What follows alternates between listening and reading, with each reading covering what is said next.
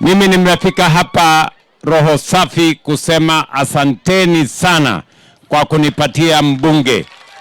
Huyu kiongozi wenu Ahmed Maalim Hassan Barre.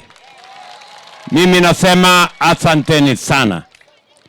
Mimi nataka niwahakikishie huyu muungwana mliyemchagua kama mbunge wenu, mimi nitamshika mkono na tutafanya kazi pamoja na yeye na tutapanga na yeye mambo ya Banisa. Unajua sio kawaida mtu hajafika kuomba mwenyewe anapatiwa. Mimi nilitumana hawa ndugu zangu, na mimi nataka nishukuru watu wa chama ya UDM kwa kukubali ya kwamba ili tushirikiane na tukae kwa pamoja.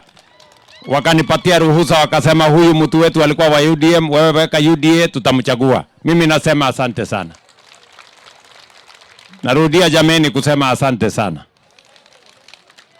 Na mimi tu nataka niwahakikishie, kwa sababu nyinyi mmeshatimiza upande wenu, na mimi nataka niwahakikishie upande wangu, inshallah Mungu anijalie pia nitatimiza upande wangu.